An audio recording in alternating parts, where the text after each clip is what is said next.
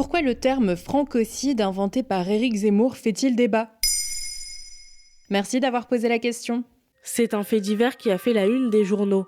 Le meurtre de la petite Lola, 12 ans, dont le corps a été retrouvé dans une malle le 14 octobre 2022. Ce drame a suscité de nombreuses réactions, et notamment de la part de l'extrême droite, qui n'a pas tardé à organiser des rassemblements en hommage à la jeune fille, malgré ses parents refusant toute récupération politique. C'est dans ce tourbillon médiatique qu'Éric Zemmour a tweeté. Quand défendrons-nous nos enfants contre ces francocides qui sont toujours commis par les mêmes, toujours au détriment des mêmes ? Le néologisme francocide, inventé par le président de Reconquête, pose alors question. En tout cas, on ne le trouve dans aucun dictionnaire. Mais en fait, c'est quoi un francocide ? On comprend assez vite l'étymologie de ce terme. Franco pour français, cide pour tuer.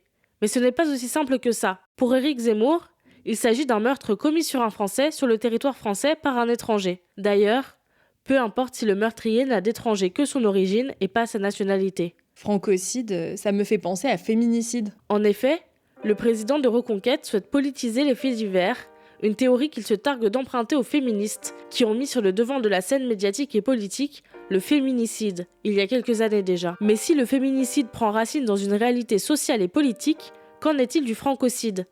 Eh bien, c'est beaucoup plus bancal. En effet, il n'existe aucune étude universitaire sociologique sur ces violences dont parle Éric Zemmour. Sur ce parallèle avec le féminicide, la linguiste Nadia Makwar explique pour France Info. Le premier est le résultat d'observations documentées qui a emmené à créer le mot. Le second part d'une intention de faire croire que tout meurtre d'un Français par une personne immigrée serait intentionnellement un méfait raciste. En fait, d'après l'avocat Ari Halimi, spécialisé dans les affaires de discrimination raciale et interrogé par France Info, il n'y a pas d'analogie à faire entre le genre et la nationalité car aucune donnée ne démontre une domination historique et pérenne d'une nation étrangère sur la nation française. Ainsi, le terme francocide fait plutôt écho à un vocabulaire complotiste et raciste utilisé par l'extrême droite et qui rappelle la théorie du grand remplacement qui a été démontée de nombreuses fois. Voilà pourquoi le terme francocide fait débat. Maintenant, vous savez, un épisode écrit et réalisé par Maëlle Diallo. Ce podcast est disponible sur toutes les plateformes audio et si cet épisode vous a plu, n'hésitez pas à laisser des commentaires ou des étoiles sur vos applis de podcast préférés.